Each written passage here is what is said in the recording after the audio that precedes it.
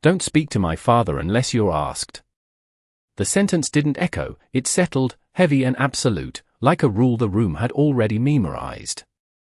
Crystal glasses hovered midair, then lowered carefully, as if even the smallest sound might break something invisible.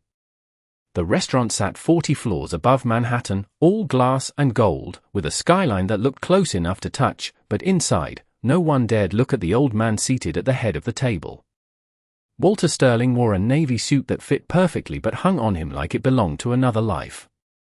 His hands rested on the white linen, fingers trembling just enough to ripple the silverware. He wasn't loud. He wasn't disruptive. And yet, every guest avoided him with practiced precision, eyes sliding past him like he was part of the furniture. Around him, power moved effortlessly. Deals worth hundreds of millions were discussed between bites of dry-aged steak and sips of $1,200 wine. Laughter rose, polished and controlled. Ethan Sterling, Billionaire CEO, sat 2 seats away, commanding the room without raising his voice, his presence sharp as the tailored lines of his suit. He didn't look at his father. Not once. It wasn't neglect. It was management. Across the room, Naomi Brooks moved quietly between tables, her black uniform pressed, her posture straight, her steps measured to the rhythm of a place where even breathing seemed choreographed. No one noticed her. That was the design. To them, she was motion without identity, service without story. But Naomi noticed everything. She noticed how Walter's eyes darted, not with anger, but with confusion.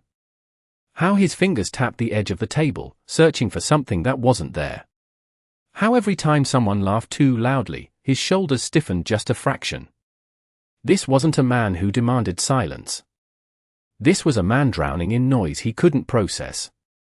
A server beside Naomi leaned in, whispering just loud enough to be heard, "Stay away from him." Management said don't engage. Naomi nodded, but her eyes didn't move. Because she had seen that look before. Not here, not in rooms filled with money and quiet arrogance, but years ago. In a small kitchen that smelled like espresso and old wood, where her grandmother would sit at the table, lost in moments that slipped between languages and time. Back then, Naomi had learned something no training manual ever taught. Sometimes people don't need control. They need understanding. A fork clinked against porcelain. It wasn't loud, but it was enough. Walter flinched. His breath hitched. His hand tightened around the napkin, crumpling it slowly, like he was trying to hold onto something slipping away. Conversations didn't stop, but they shifted, thinner now, cautious. One guest leaned back, another glanced at Ethan, waiting for a signal. Ethan didn't react. He simply adjusted his cuff, eyes forward, as if the moment would resolve itself if ignored long enough. Naomi exhaled softly. One step forward would cost her the job. One word, in the wrong place, could get her escorted out before dessert was served. The rule had been made clear. Don't speak. Don't interfere. Don't exist beyond the tray in your hands. And yet, as Walter's breathing grew shallow, as the room pretended not to see him unravel in slow motion, Naomi set the tray down. Not loudly. Not dramatically. Just enough. Then she stepped forward, closing the distance no one else dared to cross. She lowered herself slightly, just enough to meet his eyes without towering over him, her voice calm, steady, almost invisible. And then she said it. One word. In Italian. Piano. The word did not travel far, but it landed exactly where it needed to. Walter's fingers stopped mid-tremor, still hovering above the wrinkled napkin, as if something inside him had been gently caught before it could fall apart. His eyes, unfocused just seconds ago, shifted, not outward toward the room, but inward, searching for a place that word seemed to unlock. Piano, Naomi repeated, softer this time, her tone carrying no command, no pressure, just a rhythm. Slow. Gentle. Safe. The kind of tone that did not belong in a room built on urgency and control. A faint breath escaped Walter's lips, uneven at first, then steadier. The tension in his shoulders loosened by a fraction, barely noticeable to anyone not paying attention. But Naomi was paying attention. Always. Around them, the room hesitated. Conversations thinned into silence, not out of respect, but confusion. A few guests exchanged glances, subtle but sharp, as if trying to calculate whether this moment was inappropriate or extraordinary. A manager near the back stiffened, already stepping forward, eyes locked on Naomi with quiet alarm. This was not protocol. This was not approved. Ethan Sterling noticed the shift not by sound, but by absence. The absence of movement. The absence of control. His gaze lifted, slow and deliberate, scanning the table until it landed on his father. And then on Naomi. For the first time that night, his expression changed. Not anger. Not yet. Something closer to disbelief, as if the scene in front of him did not fit into any structure he understood. Walter's lips moved. At first, it was nothing more than a whisper of air, fragments of a language that had not been spoken in this room in decades. But Naomi heard it. Piano, sigh, piano, he murmured, the words uneven but real. His eyes lifted, meeting hers fully now, not as a stranger, not as a shadow, but as someone being seen. Naomi nodded slightly, her voice still calm, still grounded. Va bene. Slowly. You are okay. The Italian was simple, almost childlike, but it carried weight far beyond its syllables. Walter's breathing followed her cadence, each inhale a little deeper, each exhale a little longer. The tremor in his hand softened, not disappearing, but losing its urgency. The napkin slipped from his grasp, but this time, it fell without panic. A guest at the far end of the table leaned forward, whispering under his breath, "Is she speaking Italian?" Another replied, barely audible, "How would she even know?" The question lingered, unanswered, because no one in that room had ever asked Naomi who she was beyond the uniform she wore. Ethan stood slowly, the movement controlled, precise, but charged with something unspoken. His chair slid back just enough to draw attention, a quiet signal that something had crossed a line. Every instinct in that room said the same thing. She had overstepped. But Ethan did not speak immediately. He watched. Really. Watched. His father, who had been unreachable for most of the evening, now sat still, his gaze steady, his breathing aligned with the rhythm Naomi had set. It was not a miracle. It was not dramatic. It was subtle. Human. And undeniable. Naomi did not look at Ethan. She did not need to. Her focus remained on Walter, her presence steady, unshaken by the weight of the room pressing in around her. "Guardi me," she said gently. "Look at me." Walter did.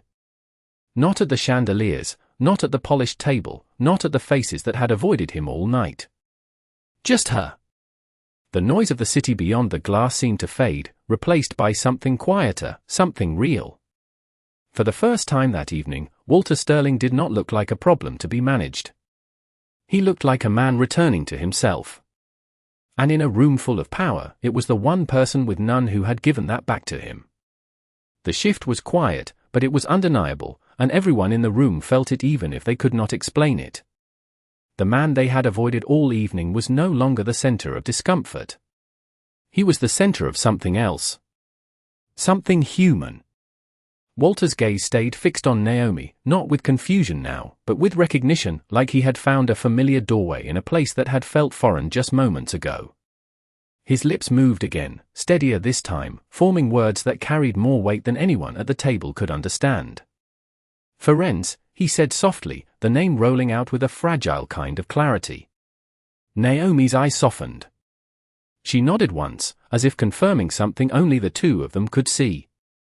"Yes," she replied gently, her voice still wrapped in that same calm rhythm. "Florence." The word settled between them like a bridge, and for a brief moment, the decades between who Walter had been and who he was now seemed to narrow. Across the table, Ethan's jaw tightened, not in anger, but in something more complex. Confusion. Calculation. Disruption. This was not supposed to happen. Not in front of investors, not in a room built on precision and control. His father was not supposed to respond. Not like this. Not to her. A senior partner seated beside him leaned in slightly, whispering, "Should someone step in?" Ethan did not answer. His eyes remained locked on the scene unfolding in front of him, watching carefully, as if any sudden move might break whatever fragile connection had formed. Naomi adjusted her posture slightly, lowering herself just enough to remain at Walter's level without drawing attention to it. Every movement she made was intentional, not rehearsed, but learned. "Respire," she said quietly. "Breathe." She demonstrated it with her own body, a slow inhale, a controlled exhale, not exaggerated, just enough to guide without forcing. Walter followed. One breath. Then another. The tremor in his hands faded into something manageable, something that no longer demanded attention. A faint expression crossed his face, not quite a smile, but close enough to change the air around him. At a nearby table, a woman who had spent the evening discussing market expansions lowered her glass slowly, her eyes narrowing in quiet disbelief. "She is calming him," she whispered. "How is she doing that?" No one answered, because the answer was not something that could be measured or negotiated. It was not power. It was presence.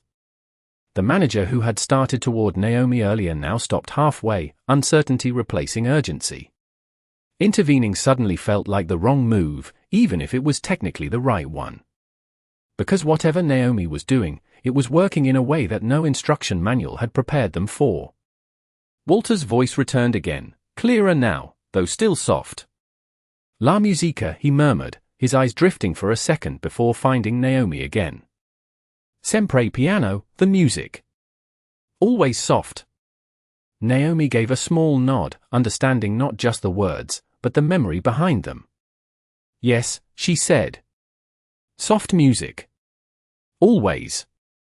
There was a pause, not empty, but full. The kind of silence that did not demand to be filled. Around them, the room had stopped pretending.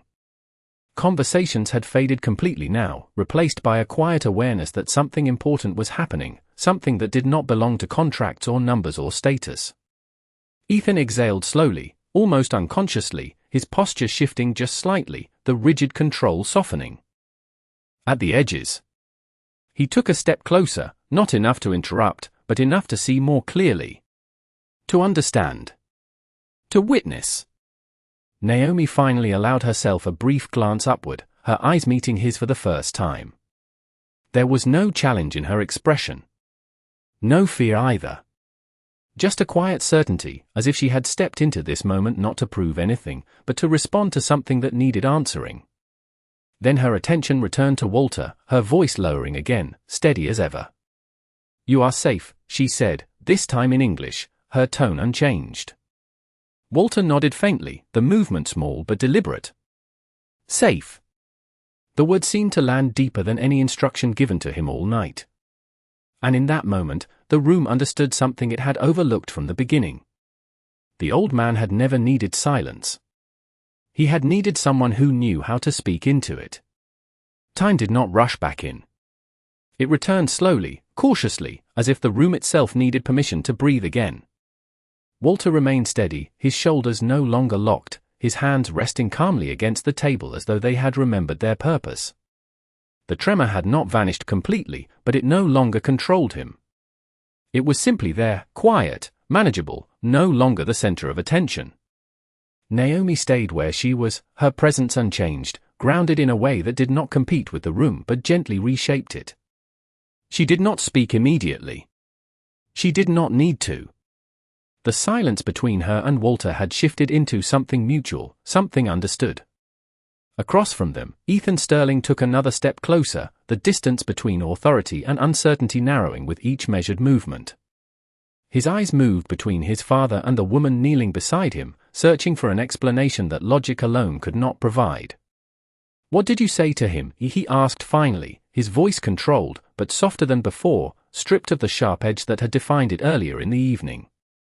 Naomi did not look up right away. She let the question settle, not out of defiance, but because her attention was still anchored where it mattered most. Only when she saw that Walter's breathing had Fully steadied did she lift her gaze. "I did not say anything complicated," she replied calmly. "Just something familiar." Ethan's brow tightened slightly, not in frustration, but in the quiet realization that familiarity was not something he had offered his father that night. Or perhaps for many nights before. Around them, the guests remained silent, no longer pretending to be occupied with their conversations. They were watching openly now, witnessing something they could not categorize. This was not business. This was not strategy. This was something they had not made space for. Walter shifted slightly in his chair, his attention still on Naomi, his voice emerging again, clearer than it had been all evening. "La Terrazza," he said, almost to himself, the words carrying a softness that felt like sunlight breaking through memory. Naomi's expression warmed, just a fraction. "The terrace," she translated gently, not for the room, but for Ethan. "He remembers being somewhere peaceful." Ethan glanced at his father, then back at Naomi, the pieces beginning to connect in a way that unsettled him more than any confrontation could have. "He has not spoken like that in months," he admitted quietly, the words more to himself than to anyone else. Naomi gave a small nod, acknowledging the truth without making it heavier than it needed to be. "Sometimes it is not about getting them to speak," she said. "It is about meeting them where they already are." The sentence did not challenge Ethan. It did not accuse him. But it landed with precision. Because for the first time that evening, he understood that control had not been the solution. It had been the barrier. A server at a nearby station shifted awkwardly, unsure whether to resume service or remain still. The entire room seemed suspended between two realities, one built on expectation, the other unfolding in front of them without permission. Walter leaned back slightly, his posture more relaxed now, his eyes drifting briefly toward the skyline beyond the glass. The city lights flickered in the distance, reflections dancing across the surface like echoes of something long familiar. Then he looked back at Naomi, his voice softer now, but steady. "Gracie," he said. "Thank you." Naomi inclined her head slightly, accepting it without ceremony. "Prego," she answered. "You are welcome." It was simple. Quiet. But it carried more weight than any toast that had been made that night. Ethan watched the exchange closely, something shifting beneath the surface of his composure. Not loss of control. Something deeper. Recognition. Not of Naomi's skill alone, but of what he had missed. What he had overlooked. What he had assumed could be managed instead of understood. The room remained still, not out of tension now, but out of respect for something none of them had expected to witness. And in that stillness, the power that had filled the evening began to feel smaller, quieter, as something far less visible took its place. Not authority. Not wealth. Something else entirely. Something that could not be commanded, only given. The word lingered long after it was spoken, not because of its sound, but because of what it revealed.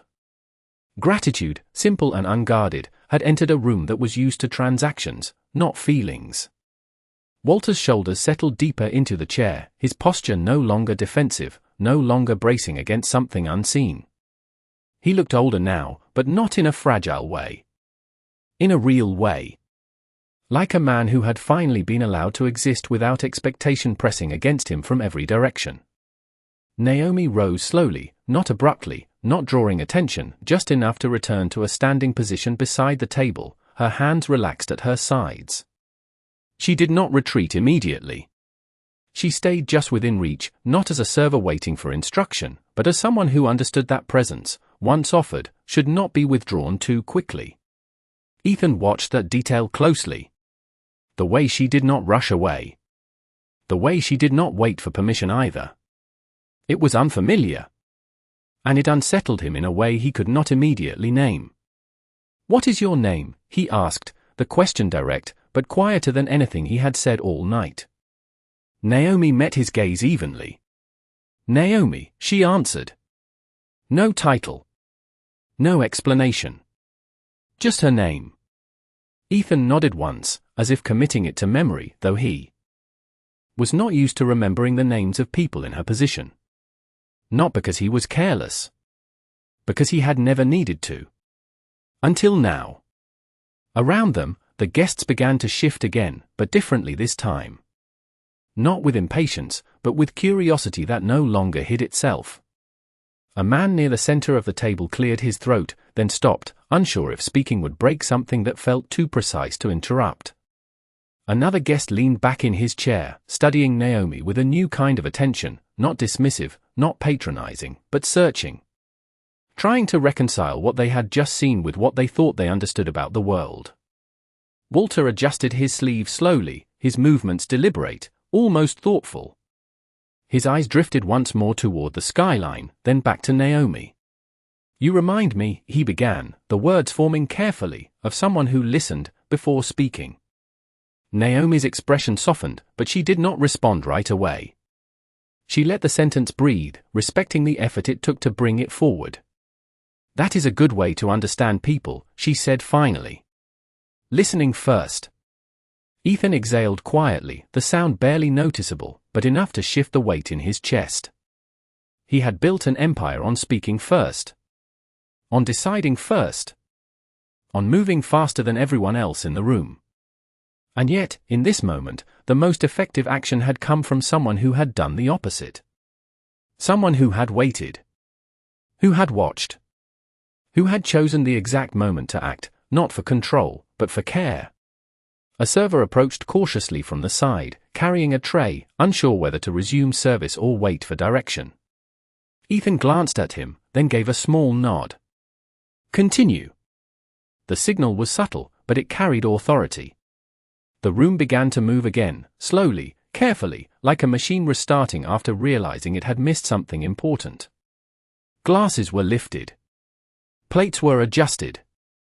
Conversations returned in low tones, but none of them sounded quite the same. Because now there was something else in the air. Awareness. Naomi reached for the tray she had set down earlier, her movements fluid, professional, but no longer invisible. As she lifted it, Walter's hand moved slightly, not to stop her, but to acknowledge her presence once more. She paused just long enough to meet his eyes. No words this time. None were needed. Then she turned, stepping back into her role, but not into the same place she had occupied before. Ethan remained standing for a moment longer, watching her walk away, not as a background figure, but as someone who had altered the direction of an entire room with a single choice. A single word.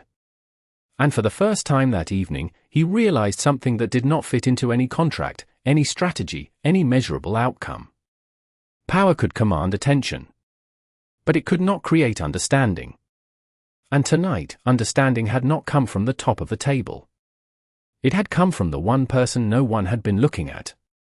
The rhythm of the room had returned, but it was no longer the same rhythm. It had slowed, softened, as if something invisible had recalibrated the pace of everyone inside it. Conversations resumed, but they carried a different tone now, less sharp, less performative. People still spoke about markets, expansions, projections, but there was a hesitation between sentences, a subtle awareness that not everything important could be measured in numbers.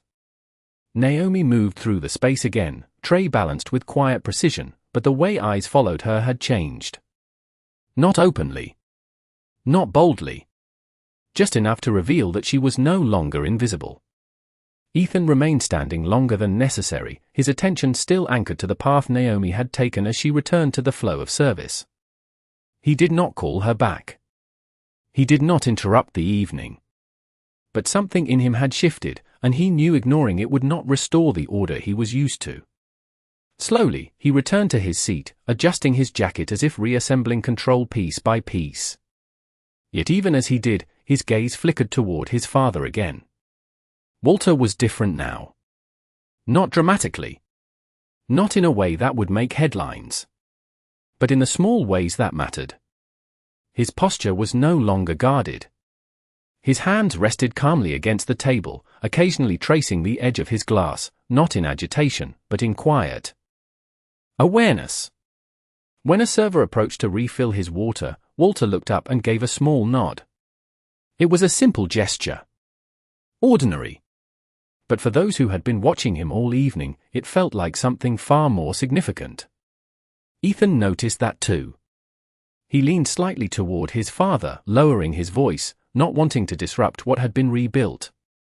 "Are you comfortable?" he asked, the words careful, unfamiliar in his own mouth.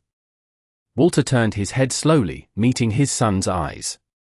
For a moment, there was no immediate response, only a quiet assessment, as if he were recognizing someone he had known for years but had not truly seen in a long time. Then he nodded. "Yes," he said, the word steady, grounded. It was not just an answer. It was a presence. Ethan leaned back slightly, absorbing it. Around them, a few guests resumed their conversations more confidently now, encouraged by the return of normalcy. But even in their laughter, there was restraint, a subtle shift in how they carried themselves. The room had witnessed something it could not entirely forget. At a nearby station, the manager stood with his arms folded, watching Naomi as she continued her work. His expression was not displeased, but thoughtful, as if recalculating something he had previously taken for granted. Training. Protocol. Boundaries. All of it had been bypassed by something far simpler and far more effective. Naomi approached another table, setting down a plate with the same professionalism she had shown all night. Her movements had not changed. Her tone had not changed. But the space around her had. A guest who earlier had not looked up when she spoke now met her eyes briefly and said, "Thank you." The words were small, but they carried intention. Naomi acknowledged it with a slight nod, nothing more. She did not linger. She did not perform gratitude. She simply moved forward. Back at the main table, Ethan's attention shifted once more, not to Naomi this time, but inward. He replayed the moment again in his mind. The single word. The timing. The precision. It had not been luck. It had not been coincidence. It had been understanding. And understanding was something he had built his entire career without needing to practice in this way. A partner seated across from him finally spoke, his tone careful, almost respectful. "Your father seems better," he said. Ethan nodded once, his expression composed, but quieter now. "He is," he replied. He did not elaborate. Because the explanation would not fit into the language they were used to speaking. The meeting continued. Deals were discussed. Agreements were outlined. But the center of the room had shifted. It was no longer defined by who held the most power or who controlled the conversation. It had been redefined by a moment no one had planned, delivered by someone no one had considered. And though the evening moved forward, efficient and polished as ever, there was an unspoken truth lingering beneath every exchange. The most important thing that had happened that night had not been part of the agenda. It had been a single act of attention. A single choice to see someone who had been overlooked. And nothing in that room, no matter how powerful, could undo that. The evening did not collapse back into what it had been. It evolved, quietly, almost imperceptibly, but enough that no one in the room could fully return to their previous roles. The conversations resumed their structure, but the confidence behind them had softened, replaced by something more measured. Deals were still being discussed, numbers still exchanged, but there was a new awareness threaded through every word. Ethan Sterling felt it most clearly. Not because he had lost control, but because he had seen, in a single moment, how incomplete his control had been. He sat forward slightly, fingers interlaced on the table, listening to a partner outline projections for the next quarter, but his attention drifted, not away from the conversation, but beneath it. Toward something deeper. Toward a realization that did not fit into spreadsheets or forecasts. Across the room, Naomi continued her work, her pace steady, her presence unchanged in form but transformed in meaning. She was no longer moving through the room unnoticed. She was moving through a space that now recognized her, even if it did not yet understand her. A guest who had earlier dismissed her with a glance now paused as she approached, his tone different, more deliberate. "Could I have another glass of water, please?" he asked, the politeness intentional. Naomi nodded. "Of course." No hesitation. No reaction. Just the same professionalism she had always carried. Because for her, nothing had changed. She had not stepped into that moment to be seen. She had stepped into it because it needed to be done. At the main table, Walter shifted again, his attention no longer locked in place, but moving freely now, his gaze taking in the room with a quiet curiosity. He looked at the guests, at the lights, at the city beyond the glass, as if reconnecting with a world that had felt distant just hours ago. Then his eyes returned to Ethan. There was no tension in the look. No confusion. Just presence. "It is loud," Walter said softly, not as a complaint, but as an observation.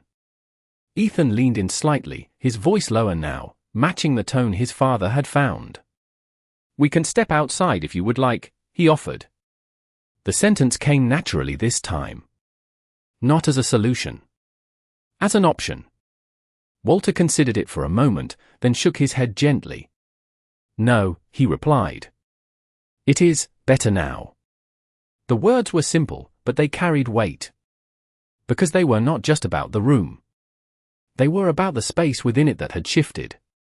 Ethan nodded, absorbing that, understanding that what had changed was not the environment, but the way it had been approached. A partner across the table cleared his throat, drawing Ethan's attention back to the meeting. "As I was saying," he continued, slightly more cautious now, the expansion into Europe would require. Ethan listened, but this time, he listened differently. Not just for opportunity. Not just for advantage. But with an awareness that had not been there before. An awareness that value was not always loud, not always visible, and not always positioned at the head of the table. Near the service station, the manager approached Naomi as she set down another tray. His expression was measured, careful, as if choosing his words with more intention than usual. "Naomi," he said quietly.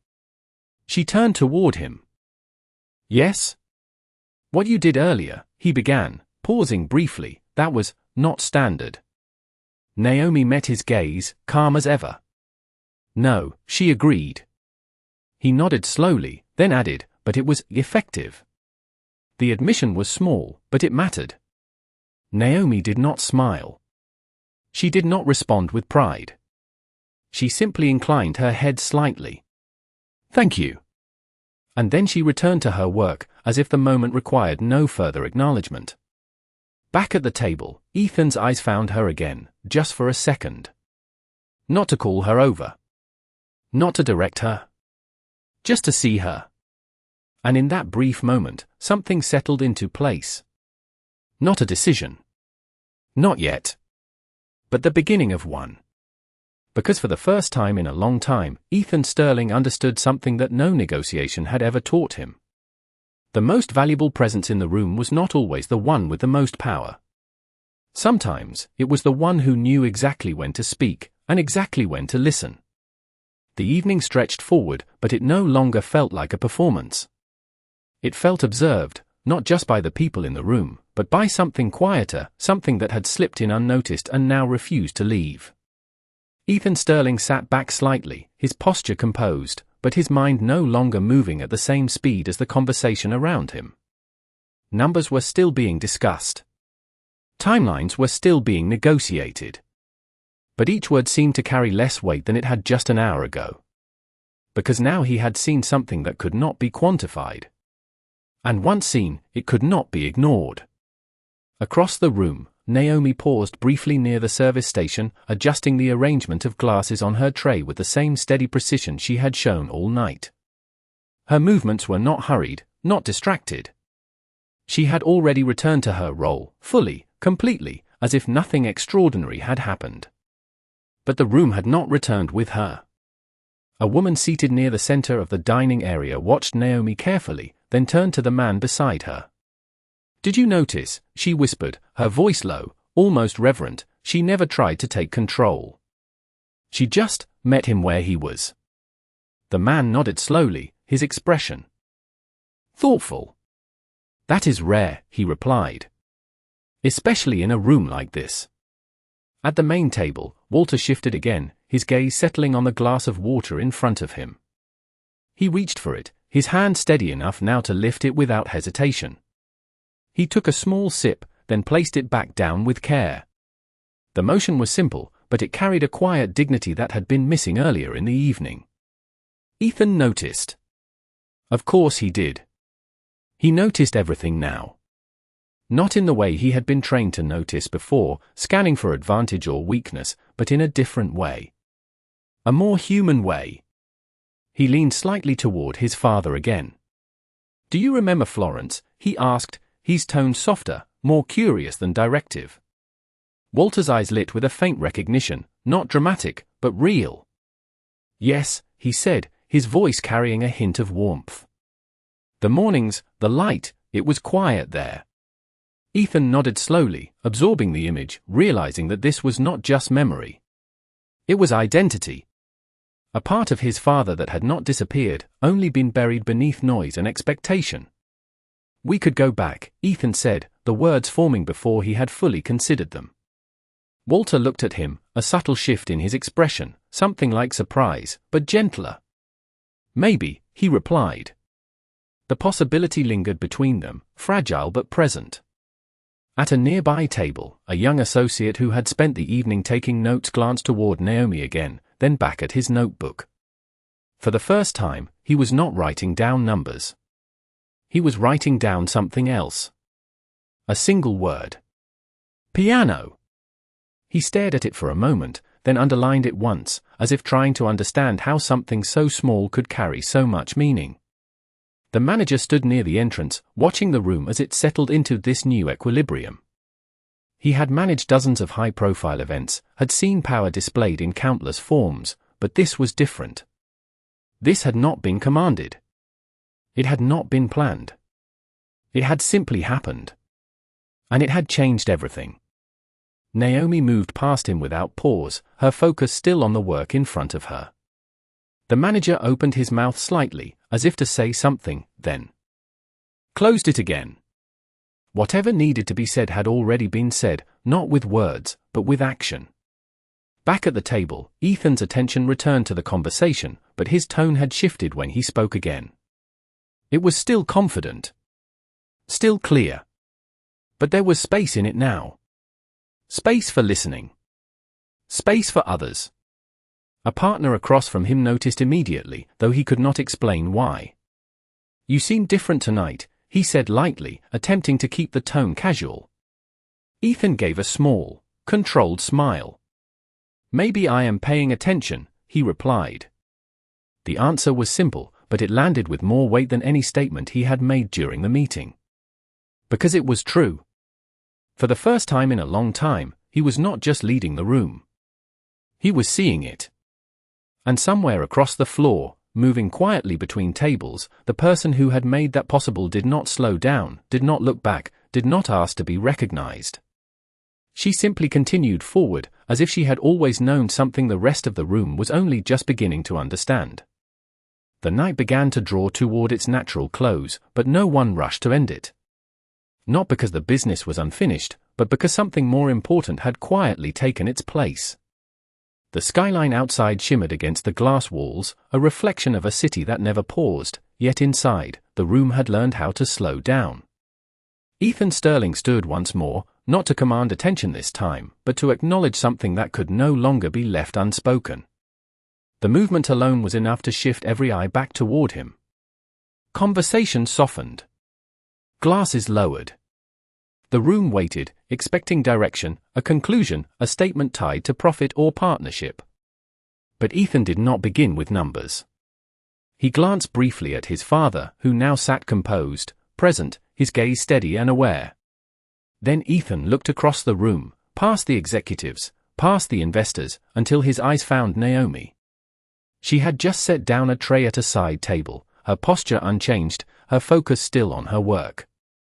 For a moment, it seemed as though he might say nothing at all. Then he spoke. "Before we finish tonight," he said, his voice calm but carrying across the room with ease, "there is something I need to acknowledge." The words landed differently than his earlier statements. There was no edge of authority in them. Only clarity. Naomi paused, not because she expected to be addressed, but because the tone itself required attention. She turned slightly, her gaze lifting toward him, steady, composed. Ethan continued, "We spend a lot of time in rooms like this believing we understand value. We measure it. We negotiate it. We build entire systems around it." He paused briefly, letting the words settle, his eyes still on Naomi. "But tonight, something happened that none of us planned, and none of us could have replicated with all the resources in this room." A quiet shift moved through the guests. Some leaned forward slightly. Others exchanged brief glances, sensing where this was going, but not interrupting it. Ethan took a slow breath. "My father has not been at ease in a setting like this for a long time," he said. "Not because he cannot be, but because we have not known how to meet him where he is." The admission was not dramatic. It was simple. Honest. And that made it heavier than anything else he could have said. Naomi stood still, listening, her expression unchanged, not seeking recognition, not resisting it either. Ethan inclined his head slightly in her direction. "Naomi did not fix a problem tonight," he said.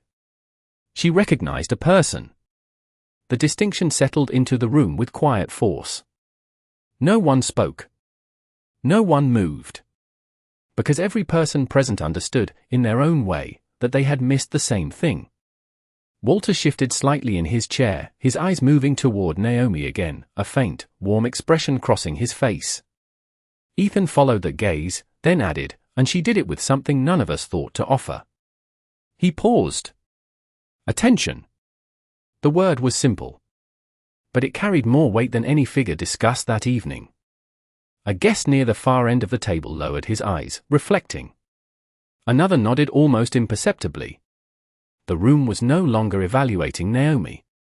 It was evaluating itself. Ethan stepped back slightly, his posture no longer rigid, but grounded. "So, before we leave tonight," he concluded, "I want to say thank you. Not as a formality. Not as a gesture of status. But as something real." Naomi held his gaze for a brief moment, then inclined her head gently, acknowledging the words without expanding them, without turning them into something larger than they needed to be. Because what had happened did not belong to recognition. It belonged to understanding. The room remained quiet for a few seconds longer, not out of uncertainty, but out of respect for something that could not be rushed past. Then, slowly, the evening resumed its motion. Chairs shifted. Conversations returned. But nothing in that room felt exactly the same. Because somewhere between the opening toast and the final word, something had been rewritten. Not loudly. Not dramatically. But clearly. Power had filled the room. But it had not been the thing that changed it. That had come from a single voice, speaking at the right moment, with nothing to prove, and everything to give.